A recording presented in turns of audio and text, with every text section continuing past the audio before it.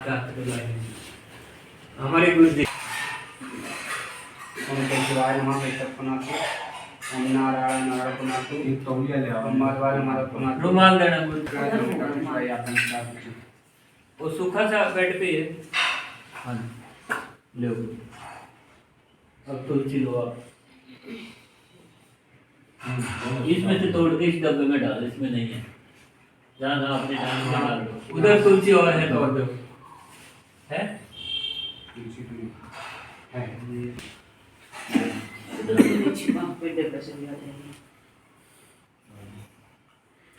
इन्हीं में 500 में डालना है। जी जी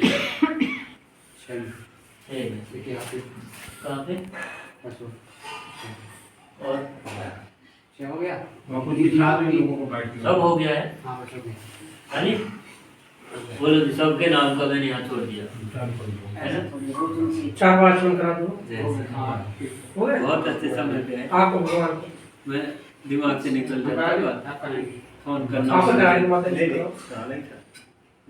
आप जो है इनसे 4 बार कराइए, 4 बार सुनिए। ओम प्राणाय स्वाहा ओम अपानाय स्वाहा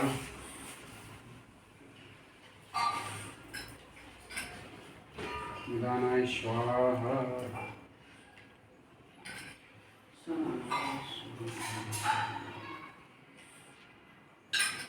हो गया। अब थोड़ा तिलक हमें लगा लें और जो उठ के लगवा ले वो। नहीं हाँ मैं लगा दूंगा। मार्ग मस्तर करिए। 1 मिनट आपने ठीक जय जगद्धाय कृष्णाय गोविंदाय नमो नमः। थोड़ा इसमें लगा दीजिए। थोड़ा एक फूल चढ़ाइए। तुमको भी लगा दो। राम रंग विचार प्रसार ब्रह्मार्जन देवजाति गिरा पुत्राणि जगरम न पुत्रधारी वदम जात्यां देवारा राम से पारि मार्गम ले पदमास निसंता मंदिर राम परमेश्वर भगवान बुद्धि प्रदाम शरणम। उठ के लगा देना बेटा। पुस्तक पे रखो गुरु जी। कस्तूरे विवेकं ललाटे पटले वक्षस्थले कौस्तुभं नासाग्रे वरमोक्षं करतले लेडुकरे कंकणं करवांगे चन्द्रं श्वेतं कंठे मुक्तावली गोपाति वैदिके गोपाल चूड़ामणि। नमो ब्रह्मण्य देवाय वो ब्रह्मण्यताय च जगदिताय कृष्णाय गोविंदाय नमो नमः।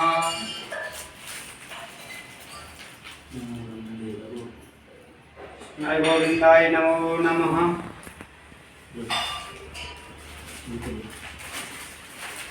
बाबा को दिया है। अब सभी लोग थोड़ी देर एकाग्रचित्त होकर शांत चित्त होकर सुनिए कि क्या कैसे पूजन होता है, क्या कैसे किसने किया, क्यों किया, कब किया। ये सब कथाएं हैं। थोड़ी देर की कथा है, श्रवण के लिए बहुत अच्छी है।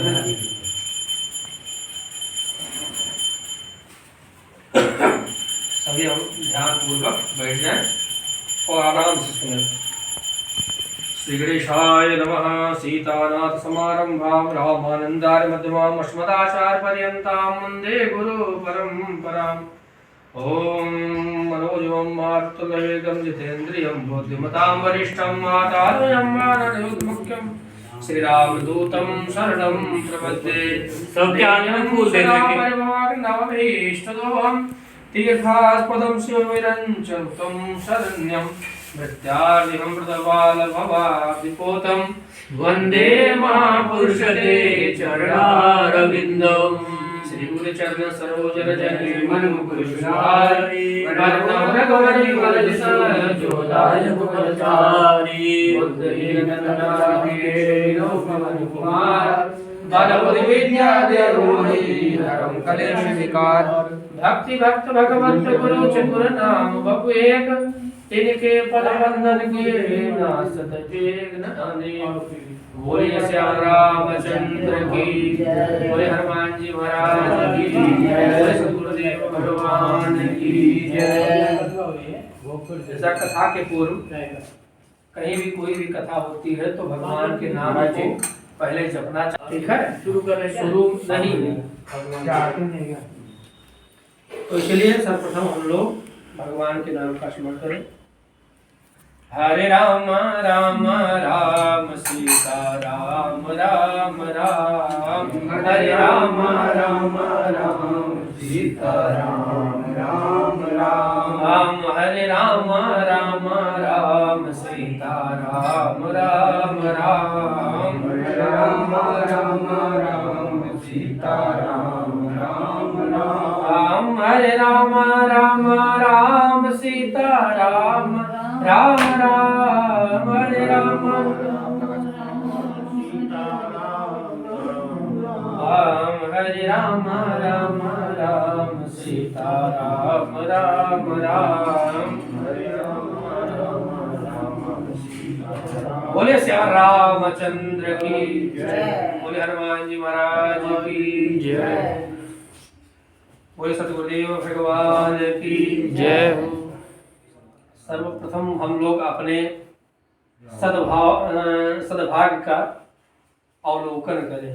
क्या कहते हैं, पूरे विश्व में 7 पुरियां ऐसी हैं जहां मनुष्य की सदगति ही हो जाती है। शरीर छोड़ता है तो उसकी सदगति ही हो जाती है। कौन कौन? अयोध्या, मथुरा, माया, काशी, कांची, अवंतिका, पुरी, द्वारावती चैव सप्तैते मोक्षदायिका। कहते हैं ये सब पुरियां हैं, इसमें कोई भी शरीर कोई भी शुभाशुभ कर्म करता है तो कहते हैं इन पुरियों में 1000 गुना इसका लाभ मिलता है। और इन सब पुरियों में जो तीसरी पुरी है मायापुरी, आज हरिद्वार में, और हरिद्वार में और आज विवाह पंचमी है। अभी आगे आप श्रवण करेंगे जब पार्वती जी पूछती हैं कि इस अनुष्ठान को कब करना चाहिए, तो भगवान शंकर सबसे पहले कहते हैं पंचम्याम, कहते हैं पंचमी तिथि का बहुत महत्व है। वैसे तो कर कभी भी सकते हैं, लेकिन पंचमी तिथि हो तो उस दिन बहुत महत्व है। क्यों? भगवान शंकर कहना चाहते हैं कि विवाह पंचमी के दिन, उस दिन पूरा परिकर के सहित भगवान का पूजन करना चाहिए। और कैसे क्या करना चाहिए कथा में हम लोग श्रवण करें। पार्वत्युवाच भगवान सर्वधर्मज्ञ सर्वसाध विशारद लोकानाम कर्तारं यज्ञायुक्तेन केशवा। कहते हैं कि भगवान शंकर से माता पार्वती प्रश्न करती हैं, हे प्रभु, आप जगत का कल्याण के लिए नया नया उपक्रम करते रहते हैं। आप संत हैं, आप महात्मा हैं, क्या क्या क्या? तंत्राणि यंत्राणि जालानि मंत्र भेदा शभूरिशा स्तोत्राणि विधानेवा यज्ञ ज्ञानमृतानि च। आपने समाज के कल्याण के लिए यंत्र मंत्र तंत्र जो अभी चल रहे हैं सब मंत्र यंत्र, ये भगवान शंकर ने ही बनाया है। और क्या बनाया है? कहते हैं विविधान यज्ञान, जो यज्ञ के जो कर्मकांड बनाए गए हैं भगवान शंकर ने ही बताया है। और व्रत को भी, और क्या क्या बताया? तपांश्चैव दानानि सर्व सिद्धान कराणि च तथा दुखिता लोका नाना क्लेशम निमिता। कहते हैं कि संसार जो दुखित है, जो नाना क्लेश से समन्वित है, उनके कल्याण के लिए आपने, कहते हैं कि आपने तरह तरह के व्रत।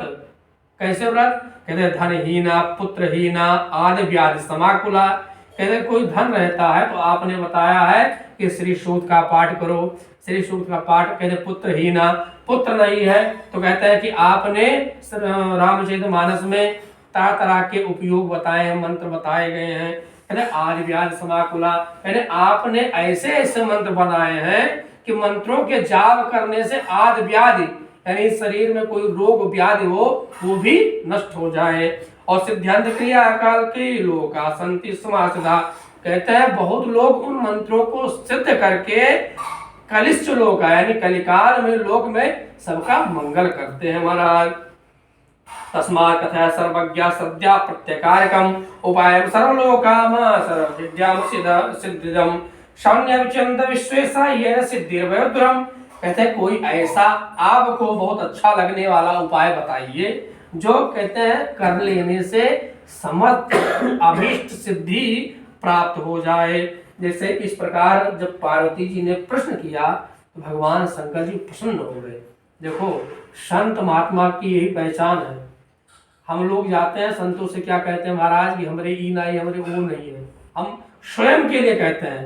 लेकिन पार्वती जी किसके लिए कह रही हैं? कि समाज के कल्याणार्थ के लिए।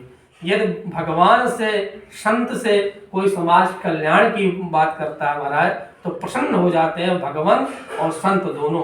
जब इस प्रकार कहा तो भगवान शंकर ने क्या कहा, बंदो पद धर धर सिरा विनय करो कर जोर, बरनहु रघुवर विमल सर सिद्धांत निचोर, अति आनंद पूछो सुर राया, रघुपत कथा करो कर दाया। आपने बहुत सुंदर पूछा है, बहुत अच्छा प्रश्न किया है। एक आपको परम गोपनीय मैं व्रत कह रहा हूँ। क्या कह रहा हूँ आप श्रवण करिए। महादेव वाच धन्यास्कृत पुण्यासी पुण्य रूपास पार्वती, यत्त्वं सर्वलोकानां हितं वाञ्छांसि सर्वदा, शृणुदेव प्रवक्ष्यामि यत्नं परम अद्भुतं, यस्य स्मरणमात्रेण सिद्ध प्राप्नोति दुर्लभम्। कहते धन्यास्कृत पुण्यासी, हे पार्वती आप धन्य हो, धन्य हो। 2 बार कहते हैं। क्यों कहते हैं? कहते एक बार धन्य आपको और एक बार आपको धन्य किसके लिए? कहते हैं आपके पिताजी के लिए, जिन पिता ने माता ने आपको ऐसे संस्कार दिए कि समाज कल्याणार्थ आप प्रश्न कर रही हो। वही यही श्लोक का गोस्वामी जी ने रामचरितमानस में लिखा। क्या? धन्य धन्य गिरिराज कुमारी, तुम समान नहीं को उपकारी। कहते हैं हितम वंशा से सर्वदा, यानी आपके समान कोई हितकारी नहीं है महाराज। तो आप कहना क्या चाह रहे हैं महाराज? कहते हैं मैं सुना रहा हूँ। यज्ञ श्री रामचंद्र से साधानाम साधका, धर्मार्थ का मोक्षाणाम प्राप्त पुष्टिदा। कहते हैं एक यज्ञ बता रहा हूँ जो भगवान रामचंद्र जी का है। कहते हैं कोई साधक हो, कोई साधु हो, कहते हैं उसके यज्ञ करने से उसकी सिद्धि बलिष्ठ होती है महाराज। का केवल पार्वती जी ने पूछा केवल सिद्धि बलिष्ठ होती है? कहीं नहीं। धर्मार्थ काम मोक्षाणाम, यदि कोई धर्म की कामना करता है, कोई काम की कामना करता है, कोई मोक्ष की कामना करता है, यदि चारों में से कोई कामना करता है, प्राप्त पुष्टि तुरंत उसको प्राप्त हो जाता है महाराज। तो पार्वती जी ने पूछा कि किसी ने किया कि आप ऐसे कह रहे हैं महाराज? तो भगवान शंकर कह रहे हैं ब्रह्माश्रियत यज्ञेन विश्वं विष्णुं रक्षति, यज्ञे हम सर्वसर्गामी नाशिष्यम वरान्य। हे पार्वती, हे वरान्य, हे श्रेष्ठ गुण वाली, ब्रह्मा जी सर्वप्रथम जब उनकी उत्पत्ति हुई तो सर्वप्रथम इन्होंने इसी यज्ञ को किया, राम अर्चा यज्ञ को। क्या किया?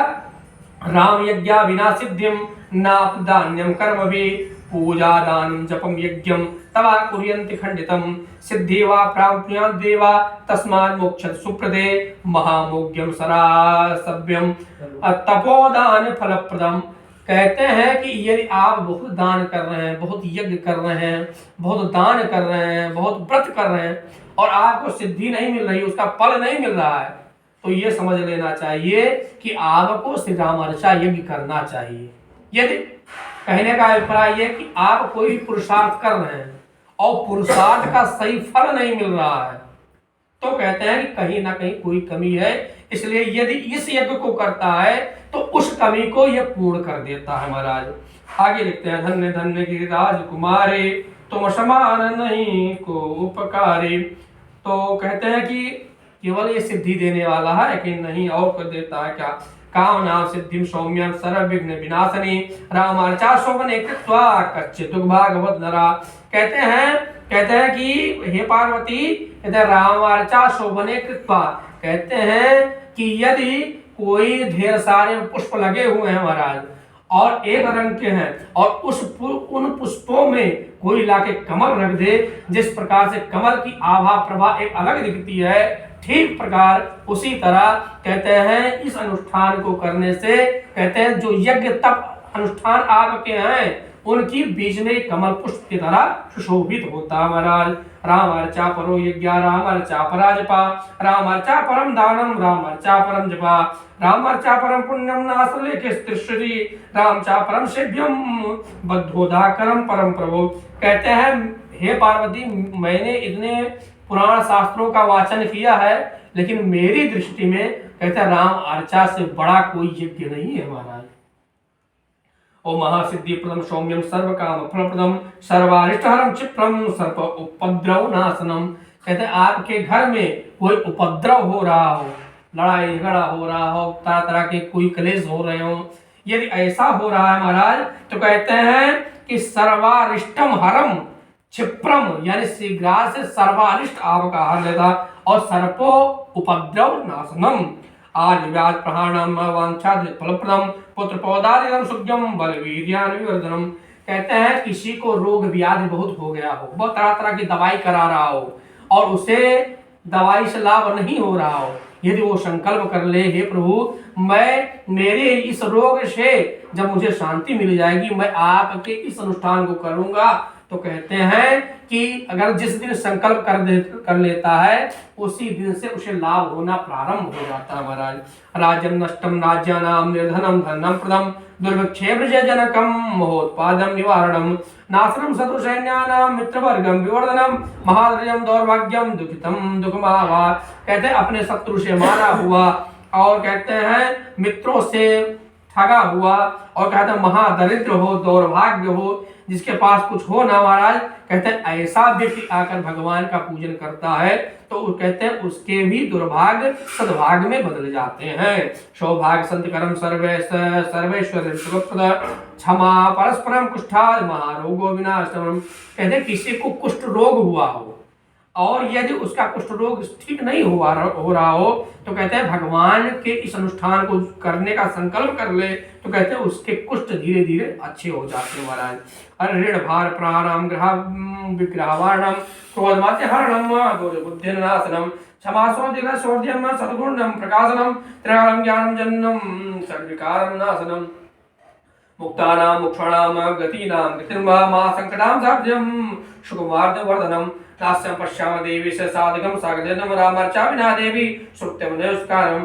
कहते हैं महाराज कि आप बहुत तीर्थ करें, बहुत तीर्थाटन करें और इन्हीं कारणोंवश आपके तीर्थाटन में जो पिंडादि कर्म करते हैं और आपके पितर नहीं प्रसन्न होते हैं, यदि विधि पूर्वक राम अर्चा कर दिया गया तो कहते हैं यदि आपके ज्ञाता ज्ञात पितर इधर उधर भटक रहे हो अनेक योनियों में, कहते हैं तत्क्षण भगवान के धाम को चले जाते हैं।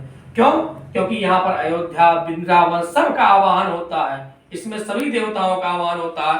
स्वयं अयोध्या यहाँ आ जाती, भगवान राम अपने पूरे परिकर के साथ आते हैं और जब आते हैं तो कहते हैं जो आपके ज्ञाता ज्ञात आपके परिकार के पितृराम है उनको भी अपने धाम अपने पार्षद बना के ले जाते हैं महाराज। सियापति रामचंद्र की जय। और यम यम चिंतये कामनम तम तम प्राप्नोति निश्चितम अन्यास्यानि लोकेस्मिन् साधायन भवनानि च। हे पार्वती कहाँ तक कहूँ, जो कोई भी इस व्रत को करके मन में संकल्प कर ले उसके संकल्प को भगवान पूर्ण करते हैं। कच्चिन सुजन्ति देवा रामर्चन्द्राव्याम रामर्चन्द्र तो आत्मज्ञान कुर्यान रन कर्कोण शास्त्रेषु नातेषां फलभाग्येषु ग्रहाणाम यथा मानुरक्षाणाम ध्यान ससी। कहते हैं कि इस यज्ञ को जो कर लेता है तो कहते हैं भगवान के धाम में उसकी कैसी आभा प्राप्त होती है। कहते हैं नक्षत्राणाम भानु शशि, कहते हैं नक्षत्रों में जैसे जो 27 नक्षत्र हैं तारागण है ना, इनके बीच में जैसे चंद्रमा विद्यमान होता है, वो पुरुष वो स्त्री उसी तरह विद्यमान होती है महाराज। रामार्चम परम देवी यथा सर्वेषु कर्मणाम अतदेकस्यम कथम पौराणिकम शुभम।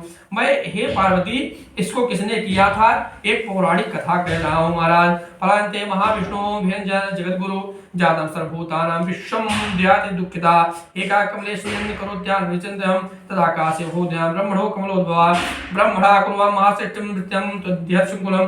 कहते हैं इसको सर्वप्रथम किसने किया, कहते हैं ब्रह्मा जी ने किया। कहा कब किया, जब भगवान ने कहा कि अपनी सृष्टि का रचना करें, सृष्टि का प्रजनन करें, जो भगवान ने मन में संकल्प किया तो ब्रह्मा जी की उत्पत्ति हुई। अब जब ब्रह्मा जी ऊपर आए तो देखे चारों तरफ जल जल दिख रहा है, मैं करूं क्या, आखिर करूं क्या। चारों तरफ देखने लगे और जैसे देखने लगे तैसे चार मुख हो गए महाराज। लेकिन अब देखे कि मुझे आखिर उत्पन्न किसने किया है।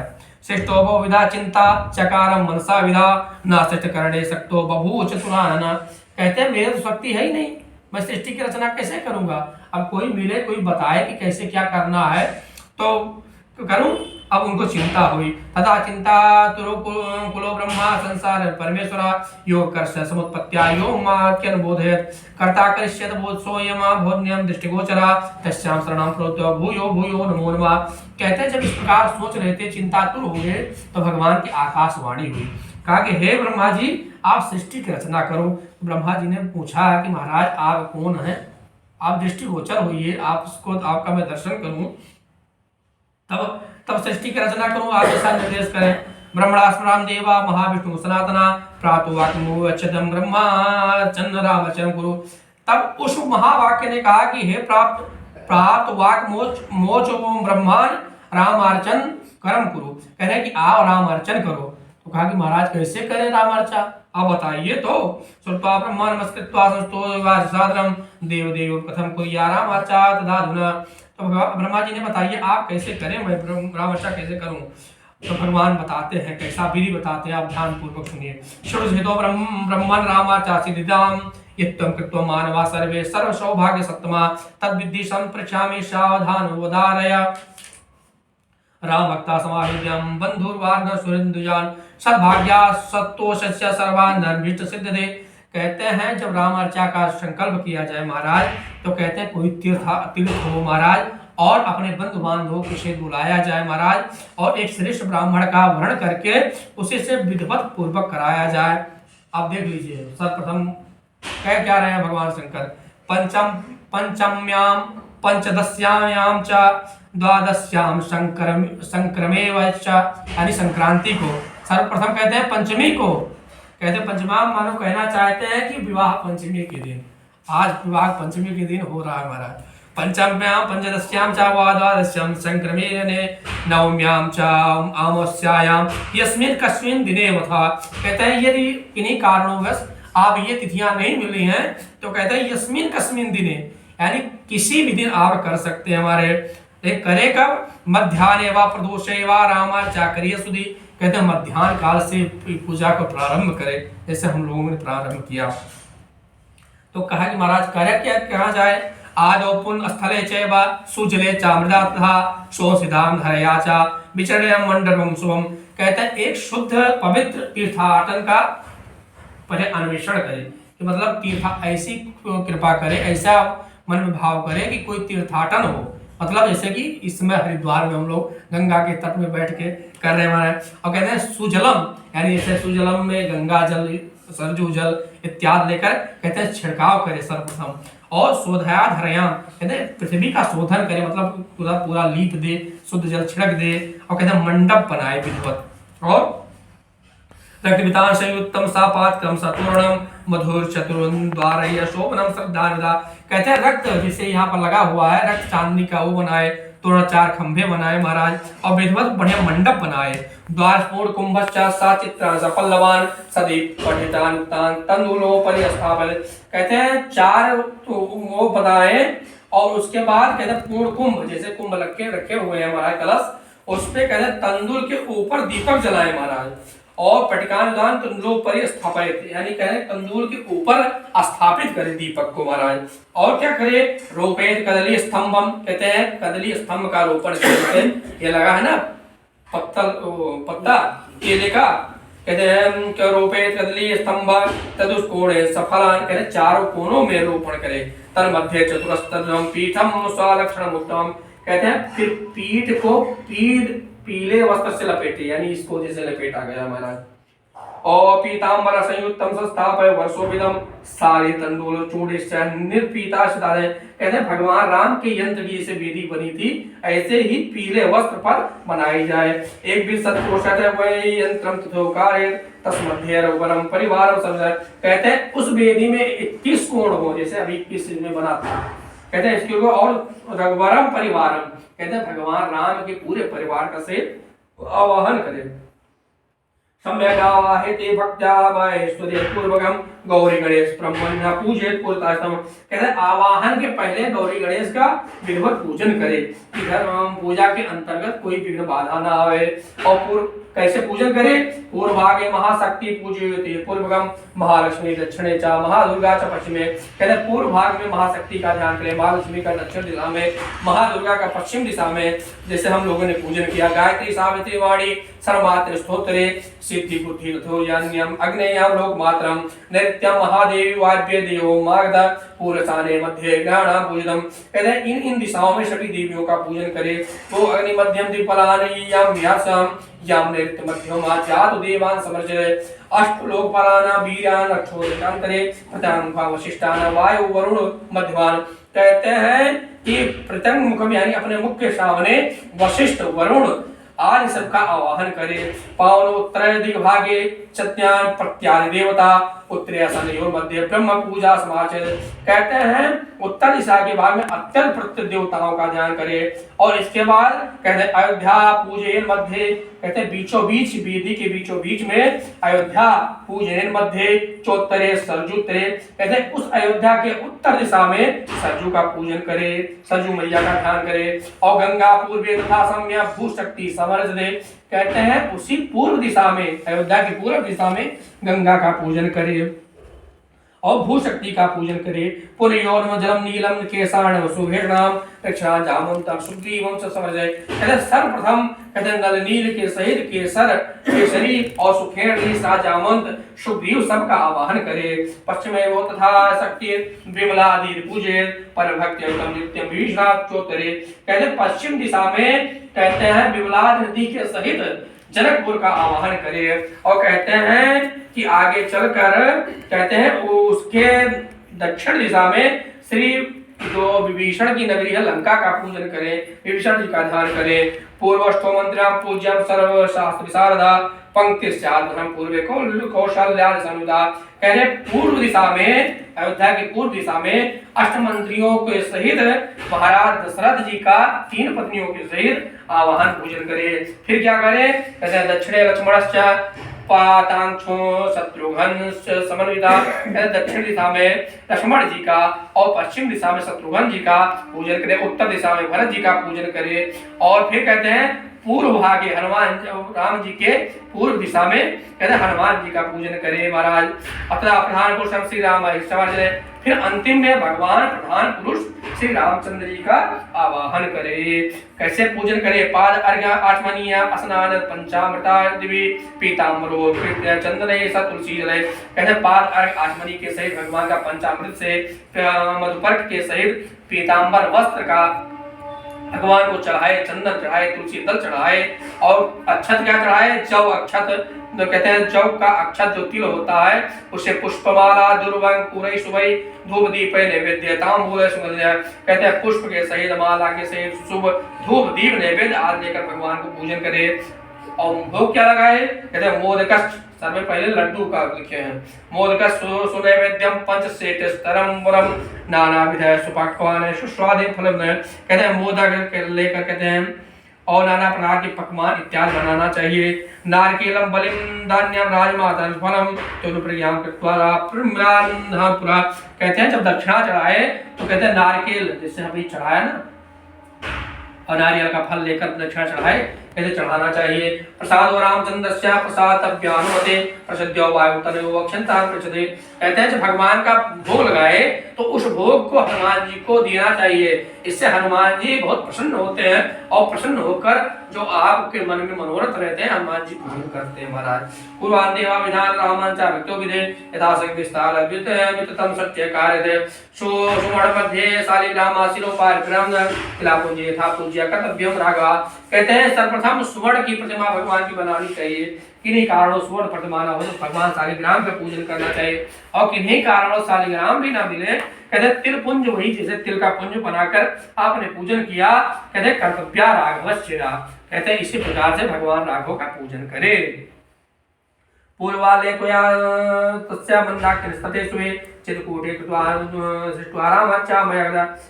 भगवान कह रहे हैं ब्रह्मा जी सर्वप्रथम आपने अगले जन्म में जब मैंने अगली सृष्टि किया था तो आपने ही मंदाकिनी के तट पर चित्रकूट में राम अर्चा किया था महाराज।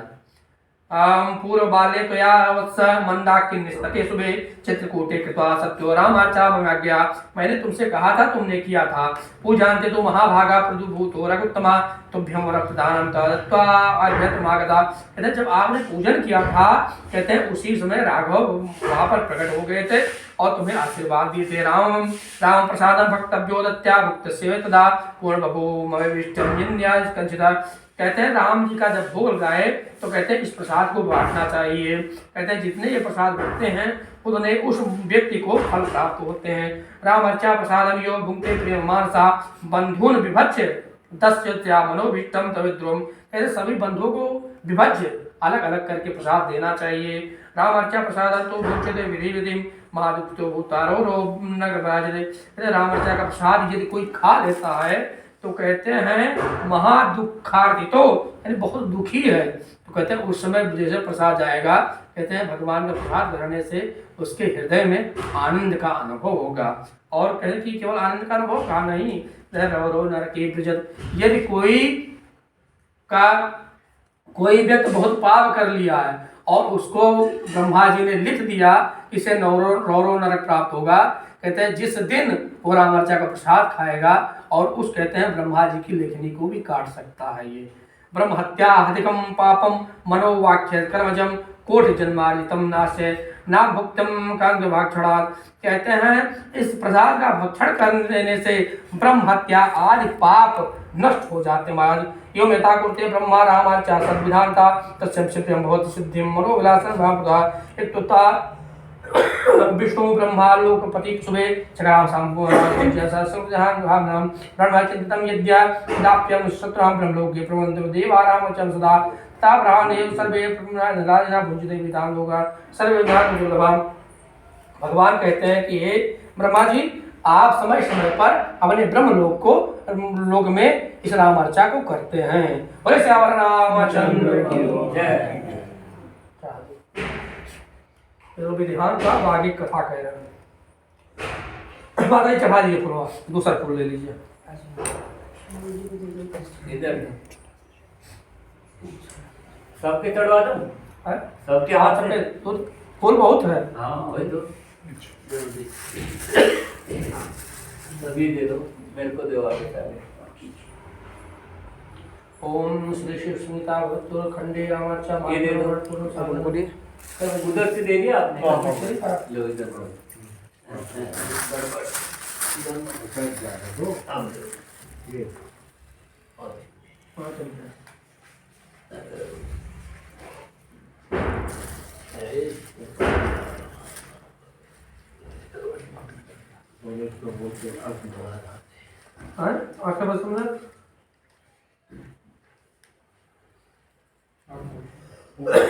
आगे कथा कह रहे हैं। पार्वती जी पूछती हैं कि भगवान आपने ये विधान पूरा बता दिया कि ब्रह्मा जी ने ऐसा ऐसा किया, किसी पृथ्वी लोक में किसी ने किया और उसको लाभ हुआ? तो भगवान ने कहा कि हाँ पार्वती किया। किसने किया?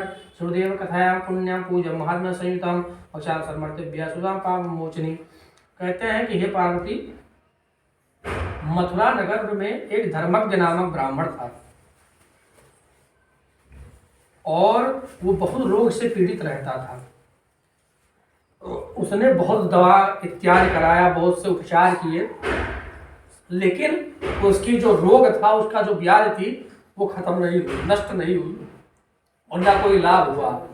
और उस रोग की इतनी व्याधि बढ़ गई, इतनी पीड़ा बढ़ गई, उसने एक दिन मन में संकल्प किया कि मैं जाकर आज जंगल में अपनी आत्महत्या करूंगा, अपने स्वयं हत्या करूंगा। घूमते घूमते सोच रहा था कि मैं आत्महत्या कैसे करूं। कहा कि आत्महत्या कैसे करूं, तो सोचने लगा कि चलो फांसी लगा लेते हैं। तो सोचने लगा कि जब मैं लटकूंगा तो हमारा ये गला बजेगा और हमें बहुत दर्द होगा। फिर सोचा कि जल में घुस जाऊंगा। तो कहा कि मैंने सुना है कि जल में घुसने सांस रुक जाती है और बहुत तड़प होती है महाराज। तो कहा कि अब करूं क्या। सोच भी रहा था कि उसी समय वहाँ एक ऋषि नामक ऋषि आए जो भृगु जी के पुत्र हैं। ऋषि जी आए, जब उसने देखा, उस ब्राह्मण ने देखा एक महात्मा आ रहे हैं तो उसने महात्मा जी के चरणों पे गिर गए। तो महात्मा जी से पूछा कि महाराज, महात्मा जी ने पूछा कि आप आखिर जंगल में क्या कर रहे हो, बड़े व्यग्र दिखाई दे रहे हो, बड़े चिंतित दिखाई देते हो, और हम लोग महात्मा घूमते हैं तो बढ़िया एकदम देख रहे हो आनंद के पूर्वक घूम रहे हैं। तो जब इसने ब्राह्मण ने कहा तो ऋषि जी ने कहा कि उस ब्राह्मण ने कहा कि महाराज मैं बहुत दिनों से रोग से बहुत ग्रसित हूँ, मेरे शरीर में तरह तरह के रोग हो गए हैं और बहुत तरह तरह की औषधियाँ मैंने खाई, लेकिन कोई रोग व्याधि कोई औषधियाँ मुझे लाभ की ही नहीं महाराज। जब इस प्रकार कहा तो कहा कि उसी की इतनी पीड़ा हो गई कि आज मैं मरने जा रहा हूँ। तो जब इस प्रकार कहा तो ऋषि जी ने कहा कि काहे मर रहे हो, मैं तुम्हें एक कथा सुना रहा हूँ। जो मेरे पिताजी हैं, बोले भक्तवत्सल भगवान की जय। ऋषि जी ने कहा कि आप मरिए नहीं, मैं आपको एक उपाय बता दे रहा हूँ, उसको आप करिए और आपके जो ये रोग व्याध हैं वो नष्ट हो जाएंगे। तो कहा कि महाराज ऐसे नष्ट हो जाएंगे? कहा नहीं। कहा कि हमारे जो ससुर हैं, हमारे ससुर हैं तो उनके कोई संतान नहीं थी, तो उनकी जो कोई संतान नहीं थी तो एक बार की बात है, हमारे ससुर गए हमारे पिताजी के पास, भृगु जी के पास। तो भृगु जी के जब पास वो गए मिलने तो उस समय ब्रह्मा जी रामार्चा पूजन कर रहे थे। तो उन्होंने कहा कि कारण है महाराज मैं आपसे मिलने आया हूँ। तो कहा कि अभी पिताजी हमारे पूजन कर रहे हैं और कारण आप थोड़ी देर बैठ जाइए, और कारण है जब पूजन समाप्त हो जाएगा तो मैं आपसे चर्चा करूँगा, कुछ बात करूँगा। तब वहाँ पर ब्रह्मा जी जब पूजन कर रहे थे तो जो महात्मा कह रहे थे, तो महात्मा ने कहा कि कोई भी, अभी हमने भी महात्मा ने कहा, कोई भी रोग व्याधि नष्ट हो जाता है। तो इसी चीज को जब हमारे पिताजी ने सुना तो पिताजी ने आकर अपने स्वयं घर पे किया, और कुछ हमें भी कोई बीमारी थी तो वो नष्ट हो गई। तो मैं आज तुम्हें मैं बता रहा हूँ, इस राम अर्चा को करोगे तो आपका नष्ट हो जाएगा, जितने भी रोग व्याधि नष्ट हो जाएगा। तो इसने पूछा ब्राह्मण ने कि और रोग व्याधि नष्ट होगा? कहा नहीं, हमारे पिताजी ने 2 कारणों से किया था। क्या क्या? कहा कि एक तो उनको रोग था और दूसरे उनकी कोई संतान नहीं थी। तो कहा कि केवल रोग उनका शांत हुआ? कहा नहीं, इसी राम अर्चा के महात्म से हमारे पुत्र को विश्वामित्र जैसे महर्षि प्राप्त हुए थे महाराज। और कहते हैं और उनके कोई और संतान नहीं थी, इसीलिए विश्वामित्र जी प्राप्त हुए और उनके जो रोग, उनके शरीर में रोग व्याधि था वो नष्ट हो गया था। जब इस प्रकार ऋषि जी ने कहा, बताया, उस ब्राह्मण ने कहा कि मैं आगे चलकर भगवान के इस पूजन को करूंगा। जब आगे चलकर उसने पूजन किया और कहते हैं भगवान की ऐसी कृपा हुई कि पूर्णिमा के दिन उसने किया इस व्रत को, और व्रत करके कहते हैं तरह तरह के व्यंजन इत्यादि लेकर भगवान का पूजन किया। कहते हैं धीरे धीरे करके उसके जो रोग व्याधि थे वो नष्ट हो गए। एक दिन की बात है, वही ब्राह्मण भगवान का पूजन कर रहा था तो एक वहां पर धीवर नाम का मल्लाह आया। उसने देखा कि यहाँ पर तरह तरह के भोग लगे हैं, तरह तरह के, और इस समय मैं जा रहा हूँ, बहुत तेज धूप है, बहुत थक गया हूँ, चलो देखते हैं पूजन होने के बाद प्रसाद वितरण होगा, खा के मैं चलूँगा महाराज। तो कहते हैं महाराज वो धीवर वहाँ बैठा और भगवान के प्रसाद को ग्रहण किया और भगवान की कथा सुनी। और जो धीवर बड़ा हिंसक था, कहते तरह तरह बाघों को मारता रहा, और कहते हैं भगवान के प्रसाद को ग्रहण करने से वो कहते हैं बहुत बड़ा भक्त बन गया महाराज। कहा कि आज ये बात कोई हिंसा इत्यादि नहीं करूँगा महाराज। और जाकर वो धीवर, वो मल्लाह कहते हैं महाराज, कहते हैं एक बहुत बड़ा आगे चलकर संत बनता है। और कहते हैं कि जब उसकी मृत्यु होती है तो यमराज के दूत उसके पास आते हैं और कहते हैं इसने जीवन भर पाप किया है, इसको सीधा लेकर चलो उसमें नरक में। कहते हैं जब नरक में लेकर जाने लगते हैं तो तब तक आकर यम भगवान के दूत उसके पास आ जाते हैं और उसे रोकते हैं। तो कहा कि महाराज आप क्यों रोक रहे हैं? कहा कि इसने जीवन भर तरह तरह के सिंहों को, हिरणों को मारा है, तरह तरह के उत्पाद किए हैं, पापे किया। तो उनके भगवान के दूतों ने कहा कि इसने जो भी किया वो उससे हमें नहीं मतलब है, लेकिन इसने जीवन में एक बार अनजाने में भगवान के प्रसाद को ग्रहण किया है, इसलिए ये नरक का अधिकारी नहीं, ये अब भगवान के धाम को जाएगा। अब भगवान के धाम में 10 वर्ष रहकर एक बार प्रसाद खाने का, 10 वर्ष रहकर तब आप इसके साथ जो मन के जो करना। जब इसने सुना कि एक बार प्रसाद खाने का इतना फल है, तो काश मैं रहकर भगवान का बहुत पूजन कर लेता, बहुत वो अनुष्ठान कर लेता। तो कहते हैं महाराज वहीं पर उसने निवेदन किया, इससे देवताओं के दूतों से, भगवान के दूतों से, कि महाराज कुछ दिन के लिए हमें छोड़ दीजिए और मैं जाकर भगवान का अनुष्ठान करूंगा। कहते हैं कि जो मेरा पुण्य था प्रसाद खाने का, उसी का पुण्य के अधिकार से मैं मांगना चाहता हूँ, थोड़े दिन की हमें मोहलत दे दीजिए।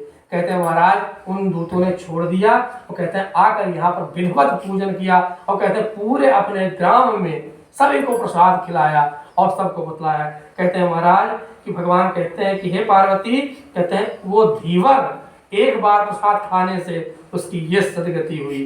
कहते हैं कि कोई भी इस अनुष्ठान को करता है और अंत में भगवान के प्रसाद को श्री हनुमान जी महाराज को यत्न पूर्वक निवेदित करता है, कहते हैं उसके समस्त पाप ताप नष्ट हो जाते हैं महाराज और भगवान के धाम को जाता है। शिव संहितायाम उत्तरखंडे उमा महेश्वर संवादे श्री रामचंद्र महात्म्य पंद्रह चतुर्ध्याय।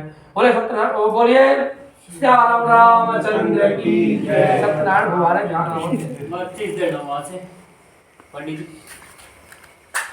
जी तब मिल गई। आगे कथा कह रहे हैं महाराज भगवान शंकर। पुरा देवी विशालायाम कच्चिन वैश्यो तथा स्वासार में धनाढ्यो सुरता। कहते हैं हे पार्वती, एक विशाला नामक नगरी में एक वैश्य रहता था, बड़ा धनी था लेकिन बहुत झूठ बोलता रहा महाराज। देवी देवताओं से मनौती तो करता रहा कि प्रभु हमारे ये हो जाए वो हो जाए और तो मैं ये करूँगा। कहते महाराज तो पूरा हो जाने पर कभी उसने किया नहीं महाराज कोई भी। तुलसीदास जी लिखते हैं राम युग संपद प्रभुताई और जाए रही पाई बिनु पाई। कहते इसी प्रकार वो था और तरह तरह के मन में संकल्प करता था, लेकिन कभी भगवान का पूजन, कभी उस संकल्प को पूर्ण नहीं किया महाराज। तो कहते हैं इसी कारण से उसके जो धन इत्यादि थे सब नष्ट हो गए, चोर चुरा लेकर अब दरिद्र होकर इधर उधर भटकने लगा महाराज। और जब भटकने लगा महाराज तो भगवान बहुत दुखी हुए कि मैंने बताओ इतना धनाढ्य सेठ था और जब इसके पास मैंने धन इत्यादि दिया और इसने धन का सदुपयोग नहीं किया। कहते धन की 3 गति होती है, उपभोग, दान, नाश। यदि उपभोग नहीं करते हैं, बचा के रखते हैं, चलो भाई समय आने पर दान कर दिया जाए या पूजन कर दिया जाए, अनुष्ठान कर दिया जाए महाराज, और यदि अनुष्ठान भी नहीं हुआ महाराज तो अंतिम गति होना ही है। तो भगवान ने सोचा कि चलो इससे समझाया जाए, बताया जाए, भक्ति ही है हमारा, कोई बात नहीं, कोई गलती हो गई। तो एक ब्राह्मण का रूप धारण करके आते हैं और उसे समझाते हैं कि हे सेठ तुम इधर उधर काहे घूम रहे हो, क्यों? तब इस सेठ ने बताया कि महाराज कार्पण्येति लोभेन सत्यहेन सर्वदा प्रयंधनम सौख्यम दुःखम सानिवेशः। कहते हैं महाराज मैंने बहुत कृपणता की, कार्पण्येति लोभेन, मैंने बहुत कृपणता की। जब मेरे पास धन था तो मैंने कभी कहीं दान वान नहीं किया, और कहीं कोई दान मांगने भी आता रहा तो सर्वथा सत्यवाक्य न रही तो द्विजमय चरद प्रज्ञान दत्वम देवा ब्रह्मणा चरा। कहते कोई मांगने भी आता रहा, ब्राह्मण संत आता रहा तो मैं असत्य बोल देता रहा, झूठ बोलता रहा। इसी कारण से अकारण नष्टम में सर्व ऐश्वर्यम सुहृद गणम यत्नम स महाभाग्य शुभम येन भाव्याम। कहते इसी कारण से मेरा धन नष्ट हो गया महाराज।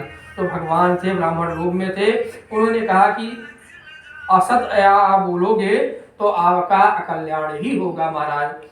और क्या कहते हैं महाराज, कहते हैं बहुत रोग व्याध हो गया था उसको, इधर उधर से रोग व्याध भी हो गया था। तो भगवान ने समझाया कि आप चंद्रायण व्रत करो, 1 महीने का व्रत। तो कहा महाराज यहाँ खाने खिला ले, नहीं हम करें क्या महाराज? तो कहा कि भगवान ने कहा कि तुम्हें एक छोटा सा उपाय बता दे रहा हूँ, जैसे मैंने विधि विधान इसे बताया था ऐसे विधान बताया। तो इसने सोचा कि महाराज की अभी तो हमारे पास कुछ है ही नहीं, मैं कैसे पूजन करूंगा इसका? तो भगवान ने कहा कोई बात नहीं, तो भिक्षा यापन इस समय कर रहे हो? कहा हाँ। कहते हैं महाराज भगवान ने कहा कि आज का जो भिक्षा जाओ मांगो, और यदि भिक्षा में कोई तुम्हें मिल जाएगा उसी से पूजन कर देना। कहते हैं महाराज रोज मांगने जाता रहा भिक्षा, तो बहुत कम भिक्षा मिलती रही। आज भगवान की कृपा से उसे ढेर सारी भिक्षा मिली और कहते सारी चीजों को बेचकर महाराज लाकर भगवान का विधिवत पूजन करता है। और कहते हैं कि उसी पूजन के प्रभाव से जो उसका पाप था वो कहते हैं नष्ट हो गया महाराज। और कहते हैं आगे चलकर पूजन कैसे करता है, जैसे मैंने पूर्व में बताया था उसी हिसाब से वो पूर्व विधिवत पूजन करता है। और पूजन करके कहते हैं महाराज पुनः अपने यश को ऐश्वर्य को प्राप्त कर लेता है महाराज। पार्वती जी पूछती है महाराज कि केवल उन ब्राह्मण ने किया, कहा नहीं, पूर्व काल में भगवान नारायण ने भी किया और नारायण के करने के ही प्रभाव से कहते हैं भगवान ने मधुकैटभ इत्यादि को मारा था महाराज। बोले श्याम रामचंद्र की जय।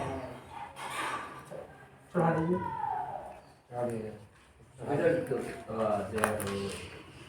आप सबसे आप ले लो।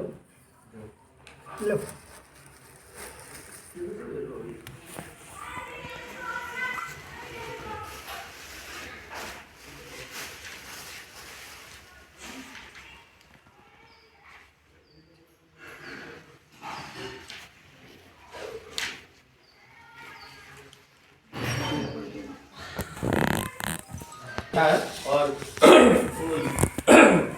भगवान प्रकृति एक द्योतनम स्वा रामर्चतम संवाद कारण। पार्वती जी ने पूछा महाराज अभी भी किसने किया और भी किसी ने किया?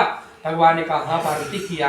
कहते हैं कि किसने किया? कहते हैं ब्राह्मणो क्षत्रिय वैश्यो कर्तव्यम राम पूजितम सर्वाश्रम कर्तव्यम शूद्राणाम ब्रह्मास्त्रम उत्तम श्लोक वैकुत्य सर्वपत्वरंकुरे बीच।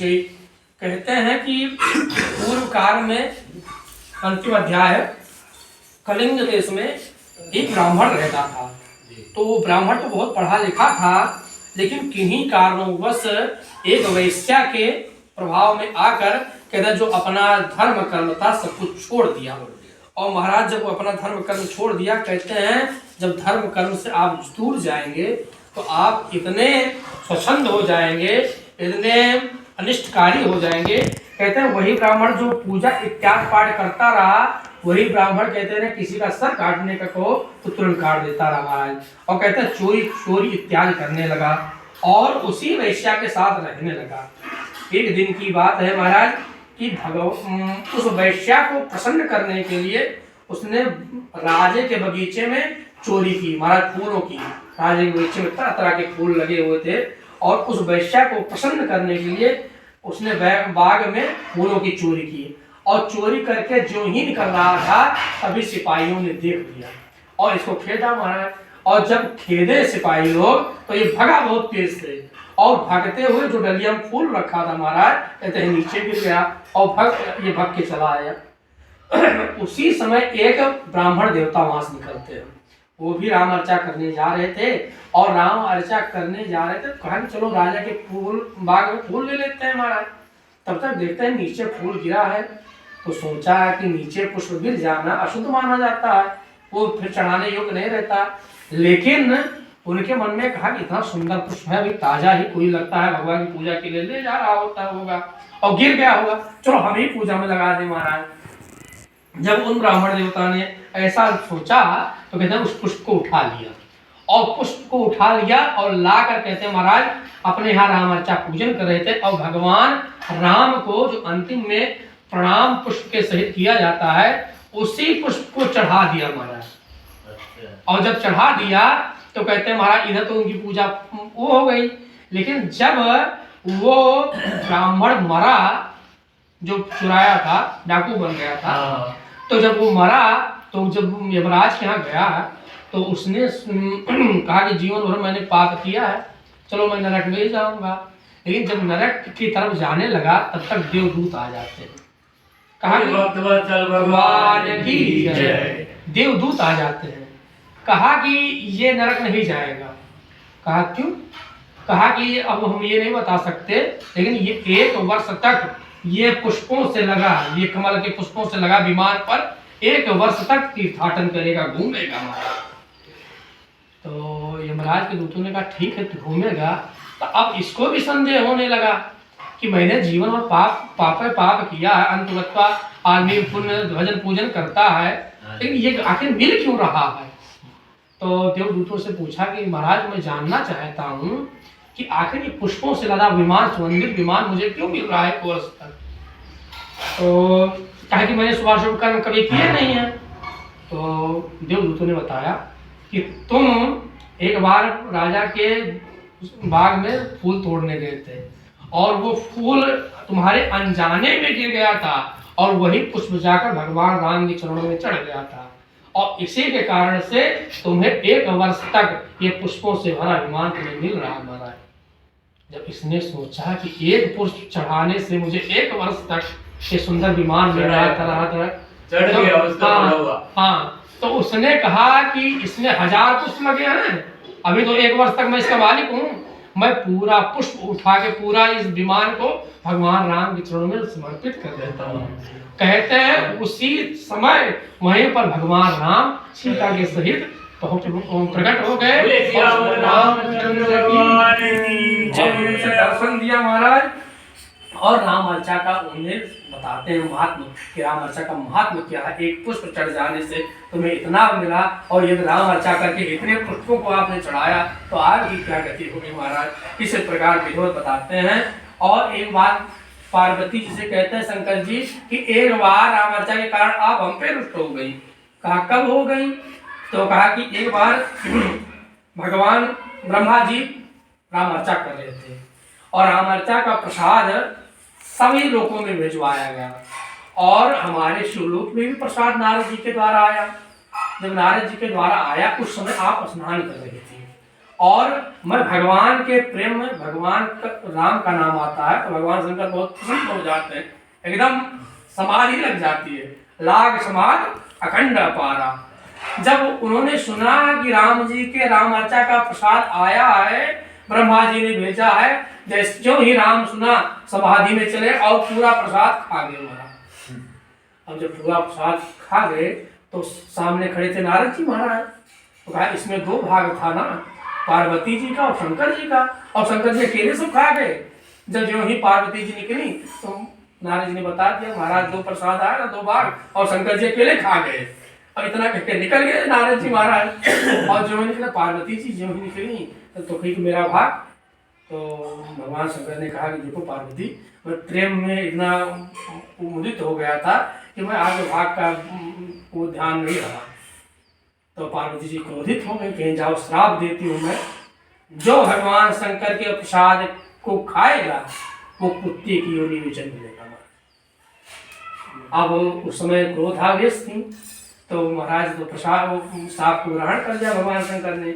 लेकिन भगवान शंकर ने कैलाश पे भगवान राम जी का विधवा राम अर्चा किया और राम अर्चा कर कर पार्वती जी को खिलाया। जब पार्वती जी प्रसाद खाई और प्रसाद खा के जब प्रसन्न हुई तो भगवान शंकर जी के जो श्राप दिया था उसमें वो करती है, शोधन करती है कि जाओ जो पार्थिव बनता है ना, पार्थिव बना के मिट्टी इत्यादि बनता है, मिट्टी का शिवलिंग, कहते हैं उस शिवलिंग का प्रसाद नहीं खाना चाहिए।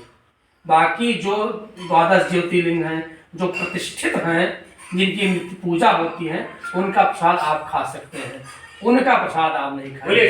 भगवान की जय। इस प्रकार कथा सुनाते हैं भगवान शंकर। कहते हैं इसका बहुत है, कहते हैं किसी को पुत्र ना हो तो पुत्र प्राप्त होता, आज व्याध नष्ट करने वाला है।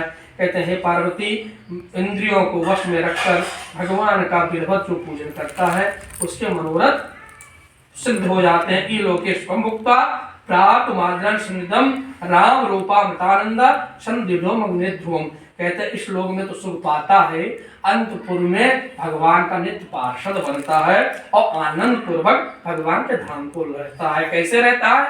जैसे ध्रुव तारा चमकता है महाराज, आज भी देख रहे हैं, ऐसे ही वह जीव रहता है भगवान के धाम। बोले श्याम रामचंद्र की जय।